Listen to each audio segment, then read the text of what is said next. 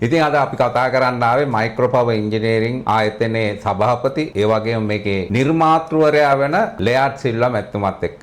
ආයිබෝවන්. අයිවයි. ඉතින් අපි කාලයක් සිට දන්න අපේ සහෝදරයෙක් ඒ වගේම මේ රටේ දේශීය කර්මාන්තකරුවන්ට මේ රටට ගොඩක් උදව් කරමින් ඉන්න පුද්ගලෙක්. ඉතින් එතුමාගේ ව්‍යාපාරය තමයි ප්‍රධාන වශයෙන් ස්වාභාවික විපත් වලින් අපිව ආරක්ෂා කරන ව්‍යාපාරයක් පවත්වාගෙන යන එක. අපි එතුමගේ අහලා බලමු මොකද්ද මේ ව්‍යාපාරය මේක පටන් ගත්තේ කවද්ද?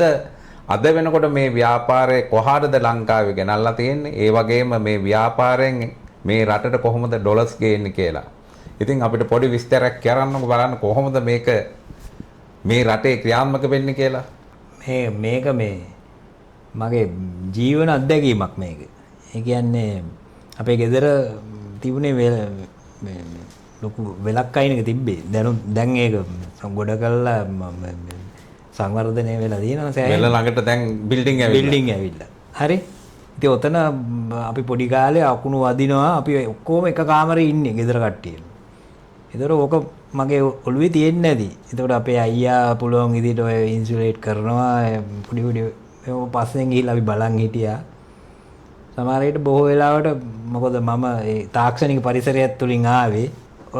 ඔයනි කාලයක් තුල මම අන්තිමට සේවය කරා ඉංජිනේරු විදුලි ඉංජිනේරු කර්මාන්තයට සම්බන්ධ ආයතනයක සේවය කරා. ඒතකොට ඒකෙදී මට පුළුවන් වුණා මේ කුණු වලට මේ ටෙන්ඩර් එකට මේව කරන්න. ඒ වෙලාවේ ප්‍රංශෙන් ගේන උපකරණයකට අපි අනුමැතිය ලබාගෙන ඒක අපි සවි කරා. ඊට පස්සේ මම එතනින් අයින් වුණාට පස්සේ මගේ අධ්‍යාපනයත් එක්ක මම මේ විදුලි ඉංජිනේරු විද්‍යාවනේ කරේ. මේක මට හිතුණා මේක මට ඔය තාක්ෂණයත් එක්ක අතපය ඔක්කොම මට බොහෝ වෙලාවට ප්‍රායෝගික කුසලතාවයේ තිබ්බා.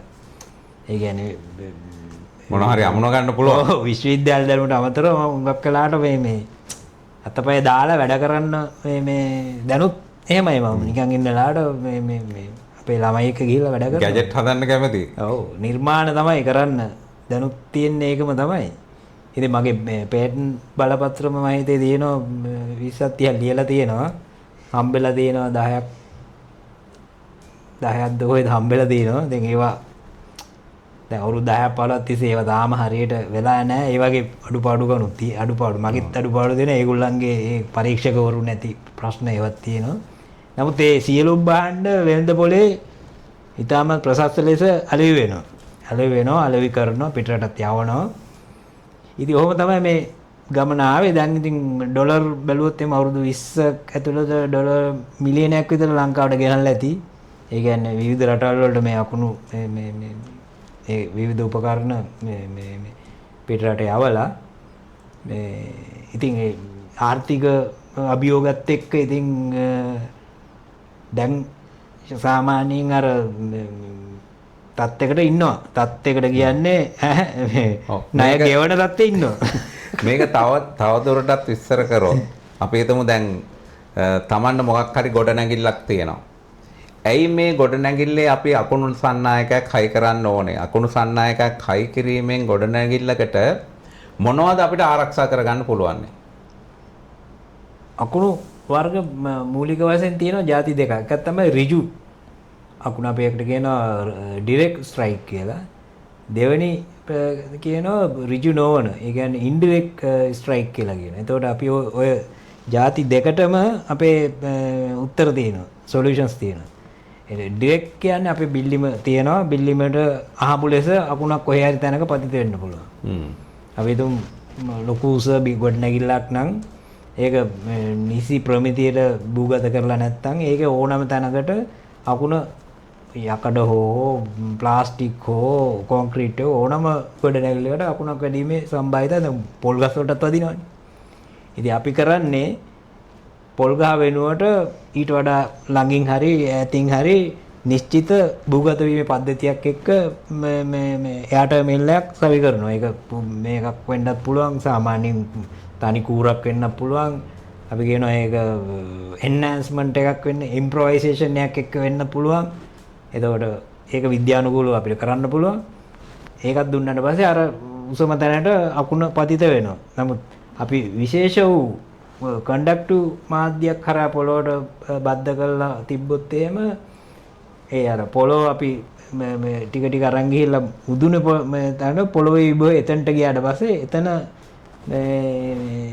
ආරෝපණ සකස් වෙලා එතනට පතිත වෙනවා. ඉතින් අපේ තියෙන විශේෂ ක්‍රමය තමයි අපි ස්වභාවික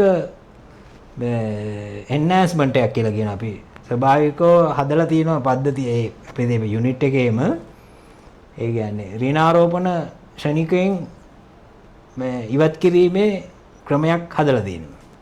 ඒක ඉලෙක්ට්‍රිකලි වෙන්නත් පුළුවන් ස්වභාවික වෙන්නත් පුළුවන්. ඒ දෙකටම හරියන්න හදලා තියෙනවා. නමුත් ඒක අපි පැසිව් ඒ කියන්නේ ඇක්ටිව් එලිමන්ට්ස් පාවිච්චි කරන ඉලෙක්ට්‍රොනික්ස් වගේ ඒවා දැම්මොත් එimhe අකුණේදී මේ හානි වෙනවනේ. අන්න ඒක තමයි අපි පේටන්ට් එකක් විදිහට පේටන්ට් කරලා තියෙන්නේ. ඒක අපි පේටන්ට් කරලා තියෙන්නේ. ඉතින් ඒක දැන් අපි වැඩි දියුණු කරලා තියෙනවා. ඒ පරණ පේටන්ට් එකටත් වඩා වැඩි දියුණු කරලා තියෙනවා. දැන් අලුතෙන් අපි ඒක මේ නව නිර්මාණයක් විදිහට දැන් එනේ ඔක්කොම එහෙමයි. ඒ කියන්නේ අපි මීටර් 20ක් ඒ කියන්නේ සෛද්‍යානුකූල මීටර් 20ක් කිව්වට ඒක ලොකු ඊට වඩා ලොකු ප්‍රමාණයක් තියෙනවා. හොඳයි. මම ඔබතුමාගෙන් ආය අහනවා. ඕනෑම බිල්ඩින් එකකට ඕනෑම ගෙදරකට අනිවාර්යයෙන්ම මේ අකුණු සන්නායකයක් අපි සවි කරගත යුතුමද? එහෙමයි.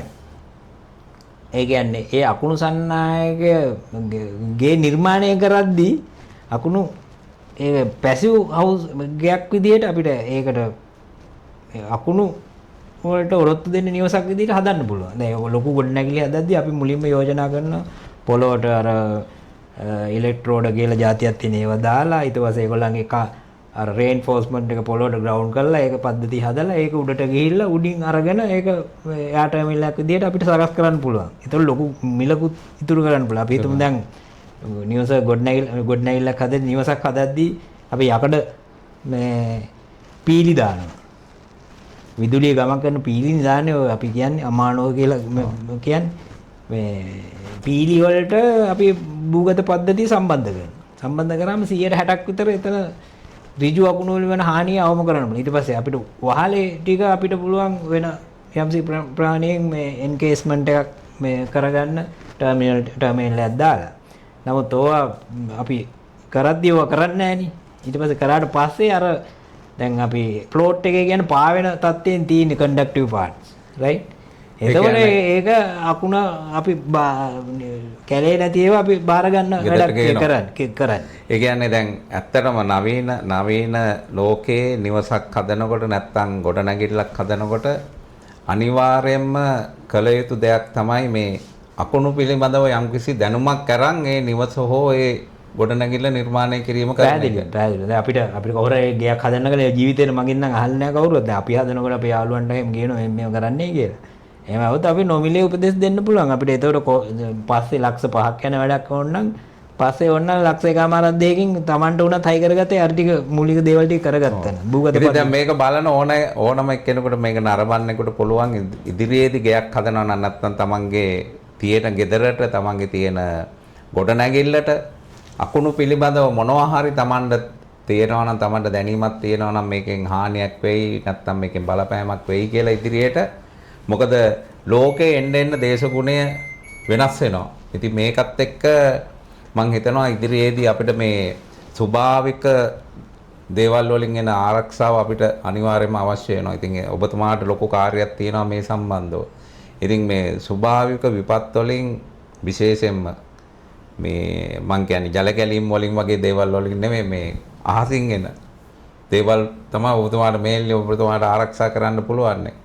ඉතින් අපේ අයට තවදුරටත් මේ ගැන විස්තර කියනවා නම් අපි දැන් ඔබතුමා මේ වෙනකොට අවුරුදු 20කට වඩා මේ ශාස්ත්‍රයේ ඉන්නවා. මම හිතන්නේ ලක්ෂ ගානකට මේ අකුණු සන්නායක හයි කරලා ඇති. එහෙම හයි කරපු තැනකත් අකුණු වැදිලා මොනවා හරි හානියක් වුණා දැන් ඔබතුමාට ආරංචි වෙලා තියනවාද? එහෙම තැන් තිබිලා තියනවාද? ඔව් අකුණු සන්නායක මේක ඇයට ස්වභාවික ආපදාවල දරුණුම එකක් අකුණු කියන්නේ. අකුණු සුනාමි, වෝල්කැනික් ඉරප්ෂන් ඒ වගේ සුලිසුලන්. ඉතින් අකුණු සන්නායක සවි කිරීමෙන් අපි කරන්නේ 100% ආරක්ෂාව නෙමෙයි. මේක අපි පාලනය කරගන්න පුළුවන් තත්ත්වයකට පත් කරන මිටිගේෂන් එකක් කරන්නේ. එතකොට අපි ගෙදර ටීවී එකක් තියෙනවා ලක්ෂ 5ක් වටිනවා නම් අකුණු සන්නායක නැතුව තීදි මේක ඩැමේජ් වුණොත් එහෙම ඕක අරන් ගිහලා හදන්න රුපියල් ලක්ෂයක් විතර යනවා බෝඩ් එක සම්පූර්ණයෙන් දාලා. ඊට පස්සේ අකුණු පද්ධතියක් සවි කරාට පස්සේ මේක ආයේ විදියටම ඩැමේජ් වෙන්න පුළුවන්. ඊට පස්සේ ආරික පේනාම රුපියල් ඕනනම් 30000ක් විතර යයි. ඔන්න ඔය වගේ තත්ත්වයක් තමයි තියෙන්නේ. වෙන ඩැමේජ් එක අවම කරන්න පුළුවන්. කරන්නේ තමයි කරන්නේ. ඒ කියන්නේ අපි ඉංග්‍රීසියෙන් කියනවා tolerable level එකකට ගේනවා මේ ඩැමේජ් එක. ඒක තමයි ප්‍රමිතිය තියෙන්නේ. ඒක ප්‍රමිතිය හදලා තියෙන්නේ මේක දැන් අපි මේ මෑතදී අලුත්ම නිර්මාණයක් කරා මේ එකම අඩු වියදම් ක්‍රමයක් ඕනම කෙනෙකුට සවි කර ගන්න පුළුවන් පොළොවට සවි කරන්න පුළුවන්. දැන් අපි මෑත එන්න තියෙන එල් නිනෝ එකේදී දැඩි තද බල අකුණු එන්න පුළුවන්.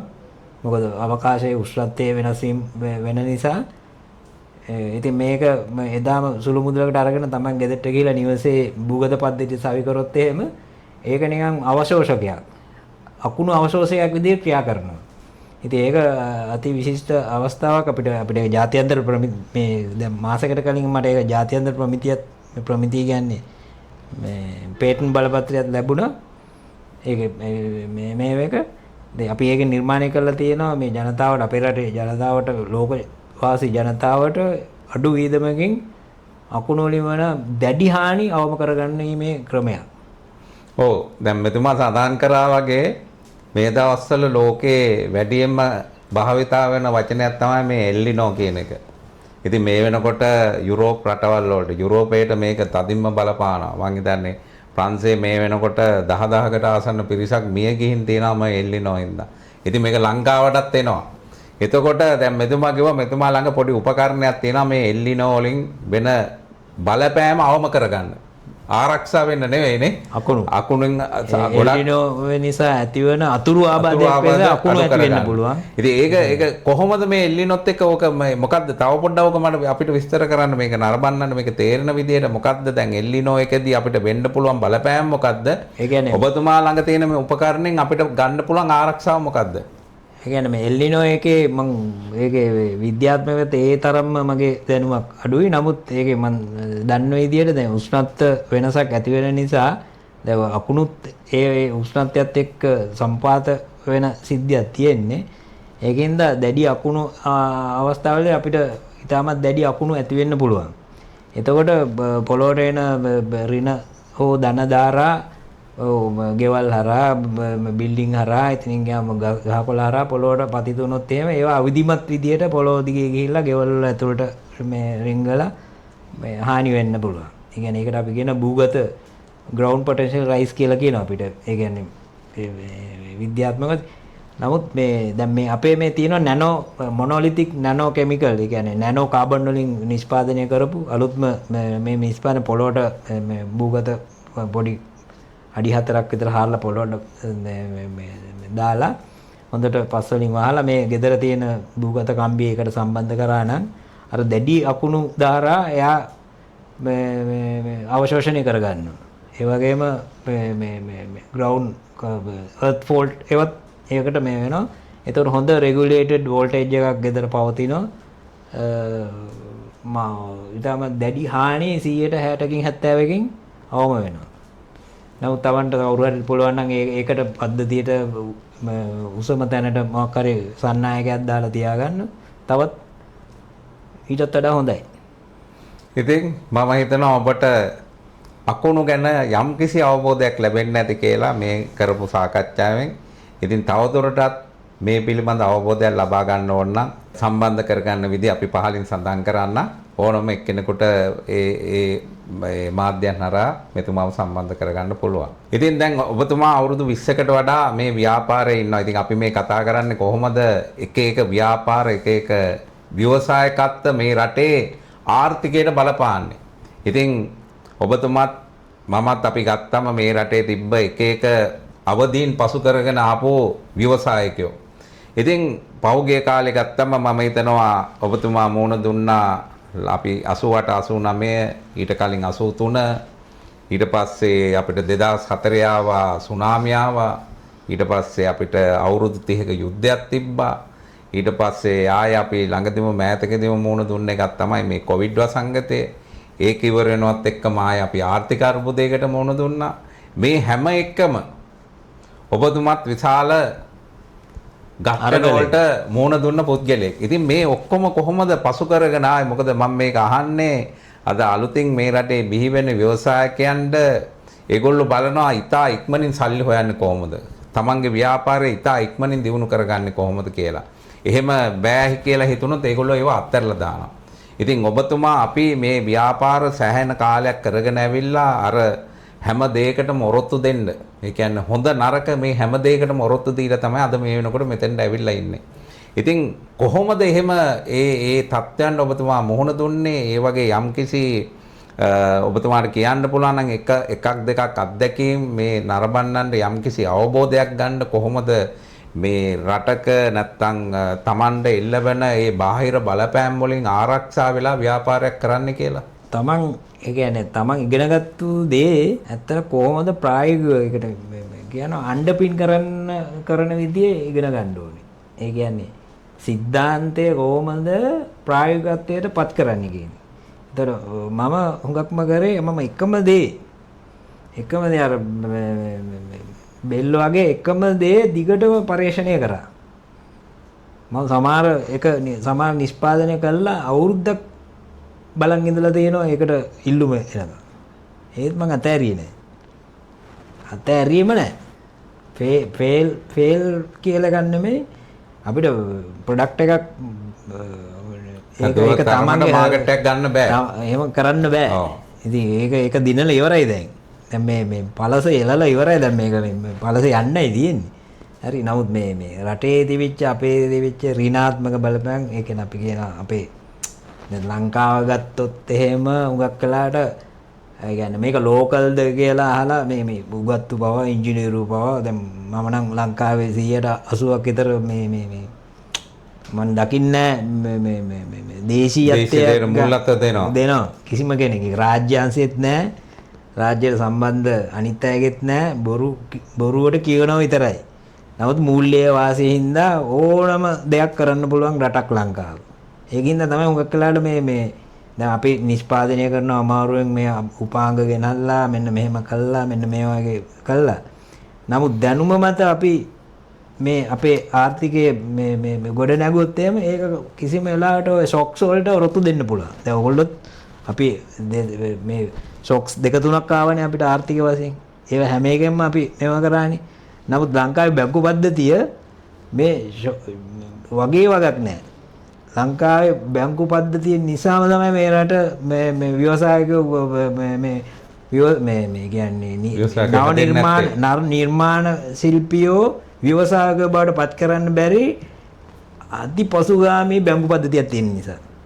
ඒ කියන්නේ පත් වෙච්ච කිසිම ආණ්ඩුවක් මේ දේශීය නිෂ්පාදනයක නව නිර්මාණ ශිල්පීන් ගැලපෙන බැංකු ප්‍රතිපත්තියක් තාමත් නැහැ. එයිද දන්නෙත් නැහැ. හරි. ඒගොල්ලෝ සිකියුරිටි එකයි ඒගොල්ලන්ගේ මේක දැන් බැංකු නිලධාරිය එනවා මේ අපිට කතා කරන්න වර්ක්ෂොප් එකක් ගැනවත් අහන්නේ නැහැ. හරි. ඉතින් ඒගොල්ලන්ට එහෙම කිසිම දෙයක් නැහැ. හෙඩ් ඔෆිස් එකෙන් දෙන මොකක් හරි ප්‍රොටෝකෝල් එකක් තියෙනවා. ඒක මෙන්න මේකයි ඔයාගේ අනාගතයේ කොච්චරද සේල්ස් එක මෙච්චරයි කියලා අහලා දෙනවා නම් දෙනවා නැත්තම් නැහැ. ඊට පස්සේ අර මගේ තියෙන නිර්මාණ ඕන තරම් මේ ලෝ කොස්ට් එකට හදන්න පුළුවන්. ඒකට මූල්‍ය මේ ශක්තිය ඕනි. ඒ මූල්‍ය ශක්තිය දෙන්න ඕනේ බැංකුව. ඒ බැංකුවට ප්‍රතිපත්ති හදන්න ඕනේ රාජ්‍යය. රාජ්‍යයේ ප්‍රතිපත්ති හදන්න නැත්නම් AI එකෙන් ජෙනරේට් කරපු නිකම් මේ මොකක් හරි කොලයක් දීලා මේක ෆිල් කරලා මේක දාන්න ඔයාලට ගිහිල්ලා බැංකුවට කතා කරාම අපිට නෑ මේ සල්ලි නෑ කියලා කියනවා. ඉතින් කොහොමද මේ නිෂ්පාදනයක් මේව කරන්නේ? අපි මේ පවතින ගිය ආණ්ඩුවලුත් ඉල්ලුවා. දැන් පවතින ආණ්ඩුවට කියන්නේ මේකට මේ ප්‍රතිසංස්කරණ කරන්න. IMF එක නෙමෙයි මේක මේ ජීවනාලිය ඉම්පෝටර්ස්ලා නෙමෙයි. මේක ඇතුලේ නිෂ්පාදනය කරන අය. ඉතින් මේක ගොඩක් දෙනෙක් තේරුම් ගන්න නැති දෙයක් මෙතුමා මේ කියන්නේ. මෙතුමා මේ කියන දේ එක්කම තමයි අපි හැමදාම සටන් කරලා තියෙන්නේ. සෑම රජයක් එක්කම අපි සටන් කරලා තියෙනවා. මොකද රජයක් වුණා මේ රජයට තියෙන්න ඕන අපේ භාෂාවෙන් මගේ භාෂාවෙන් මම කියන්නේ ව්‍යවසායකත්ව මනස. බැංකුවේ ඉන්න නිලධාරීන්ට තියෙන්න ඕන ව්‍යවසායකත්ව මනසක්. බැංකුවේ අයිතිකාරයන්ට තියෙන්න ඕන ව්‍යවසායකත්ව මනසක්. බැංකුවේ ප්‍රධාන විය යුත්තේ පොලිය රැස් කිරීම නොවේ. නොවේ. බැංකුවක ප්‍රධාන අරමුණ විය යුත්තේ ආර්ථිකය දියුණු කිරීම. එහෙනම් ආර්ථිකය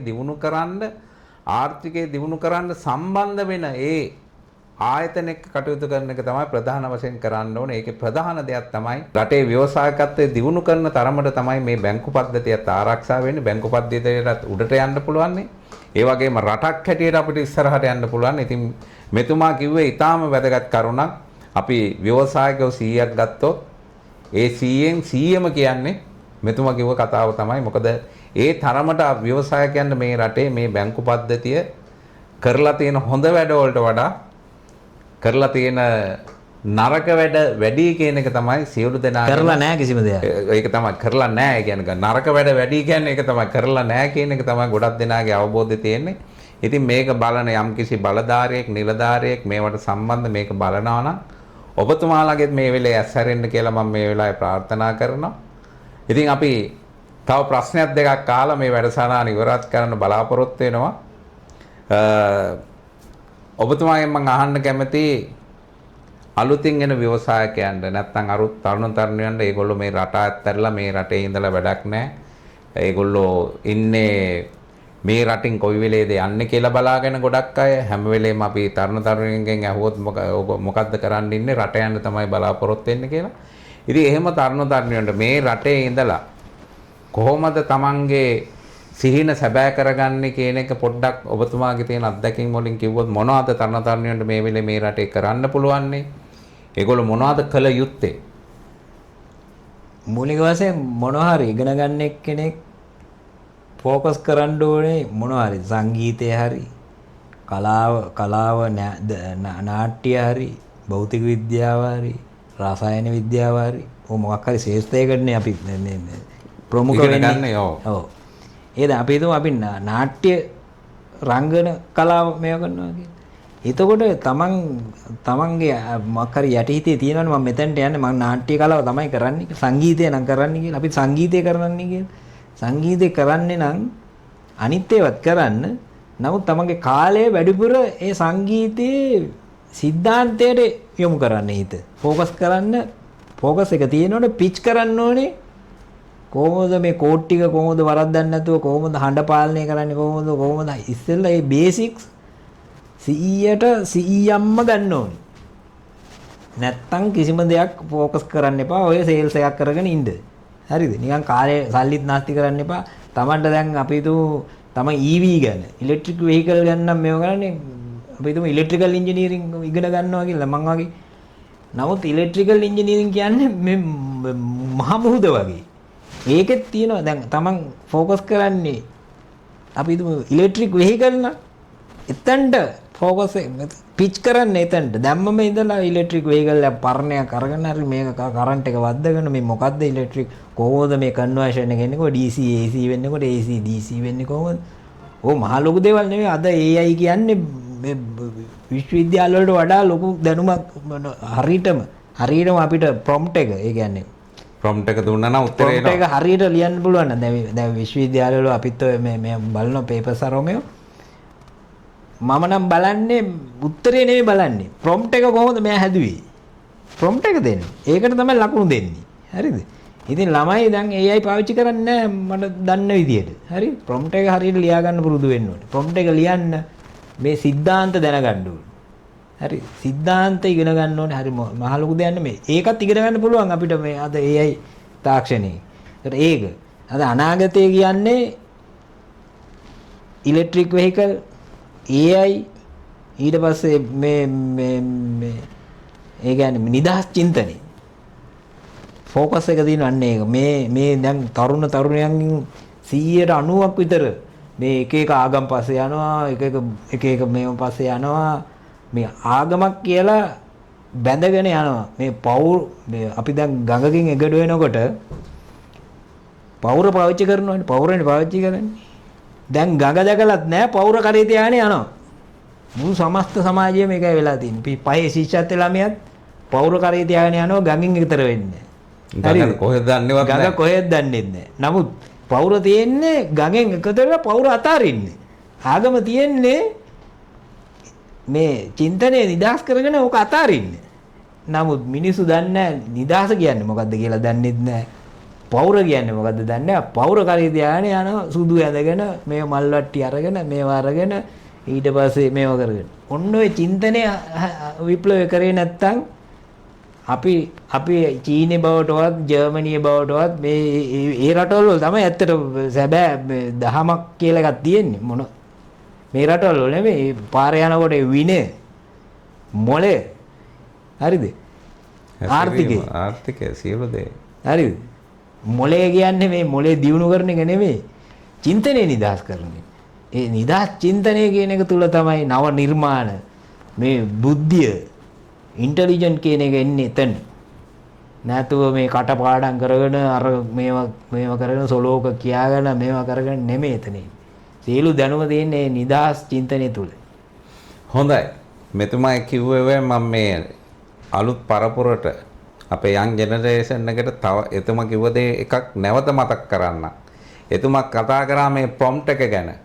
ඒ කියන්නේ අපි AI පාවිච්චි කරනවා නම් AI අපේ දෙවියද නැත්නම් AI අපේ සේවකයාද කියලා තීරණය කරන්නේ අපි දෙන ප්‍රොම්ප්ට් එක අනුව. අපි හරි ප්‍රොම්ප්ට් එකක් දුන්නොත් අපිට AI වලින් සේවකයාගේ වැඩේ ගන්න පුළුවන්. අපිට හරි ප්‍රොම්ප්ට් එකක් දෙන්න බැරි වුණොත් අපිට හිතෙනවා AI අපි දෙවිය කියලා. මොකද AI දෙන එක අපි විශ්වාස කරනවා. ඉතින් මේකෙන් ගැලවෙන්න ඕනේ. තරුණ පරපුර විශේෂයෙන්ම AI කියන්නේ තමන්ගේ දෙවියා නෙවෙයි තමන්ගේ සේවකයා බවට පත් කරගත්ත තරුණ තරුණියෝ අනිවාර්යයෙන්ම AI වලින් ගොඩ යන්න පුළුවන්. ඉතින් අවසාන වශයෙන් අපි කාගෙමුත් ඉතින් අවසාන වශයෙන් මම හැම එක්කනාගෙම අහන ප්‍රශ්නයක් තියෙනවා. ඒ ප්‍රශ්නේ මම මෙතුමාගෙමුත් අහන්නම්. ඔබතුමා අද මේ රටේ ජනාධිපති වුණොත් මේ රටේ විසඳන ප්‍රධාන ප්‍රශ්න තුනක් කියලා මට කියන්න. ඉස්සෙල්ලා මම හොයාපත් කරගන්න විවසකාය මේ උපදේශකයෙක් හැටියට. ඒක අංගකාරී. thank you very much ඒකට. අනිවාර්යෙන්ම එහෙම වුණොත් මේක ව්‍යවසායකත්ව රාජ්‍යයක් කරමු අපි එකතු වෙලා. හරිද? දෙක මොළය තුන විනය. දෙක මොළය හදනවා අනිත් එක විනය හදනවා. රටේ මොළය රටේ මිනිසුන්ගේ මොළය හදනවා. අනිත් එක රටේ විනය හදනවා. අනිවාර්යෙන්ම මේ රටේ නැතිම තුනක් ගැන තමයි මෙතුමා කිව්වේ. ඊටාම සන්තෝෂ වෙනවා. මේ රටේ නැතිම දෙයක් තමයි ව්‍යවසායකත්වය කියන එක. මේ රටේ නැතිම දෙයක් තමයි මොලේ කියන එක. මොකද මොලේ තියෙනවා මේක බලන අය අපිව විවේචනය කරන්න එපා. අපි සියලු දෙනාටම මොලේ තියෙනවා. නමුත් අපි මොලේ හරියට පාවිච්චි කරන්නේ නැහැ. එහෙනම් මේ මොලේ පාවිච්චි කරන්න ඉගෙන ගන්න ඕනේ. තුන්වෙනි එක තමයි විනය. අපිට ඇත්තටම විනයක් නැහැ. මොකද විනයක් නැහැ කියන්න ඔප්පුණා මේ ළඟදී අර ලංකාවට වැඩම කරපු ඇමරිකාවෙන් වැඩම කරපු ඒ ස්වාමින් වහන්සේ කියලා තියෙනවා ලංකාවේ ඉන්න මිනිස්සු ගොඩක් දහමට නැඹුරුණත් ඒ කිසිම පුද්ගලයෙක්ගේ විනයක් නැහැ කියලා. මොකද ඒ වෙලේ ඒ උන්වහන්සේත් එක්ක ඒ පැමිණිය බල්ලටවත් ඉන්න දුන්නේ නැති පිරිසක් මේ රටේ හිටියේ. ඒතකොට අපි කොච්චර දැහැමි සමාජයක් අපේ ළඟ තිබ්බත් අපේ විනය කියන එක නැහැ. ඉතින් මෙතුමා මේ කිව්ව තුන අනිවාර්යයෙන්ම අපි හදා ගන්න ඕන තුනක්. ඉතින් අද ටෝක් විත් උපාලි අපි මං හිතනවා අපි හොඳ වැඩසටහනක් කරා. ඔබට යම්කිසි දැනුමක් ලැබුණා. ඉතින් අපි ලෙයාට් මහත්මයාටත් ස්තුතියක් දෙනවා. නැවතත් මේ වගේ වැඩසටහනකින් ඉදිරියේදී අපි තවත් කතා කරමු මේ රටේ කොහොමද මේ රටේ ප්‍රශ්න අපි විසඳන්නේ. ඒ වගේම මේ රටේ ව්‍යවසායකත්වයේ ඉදිරියට ගෙනියන්නේ කොහොමද කියලා. එහෙනම් ඔබ සියලු දෙනාටම සුබ දවසක්. ආයිබෝවන්.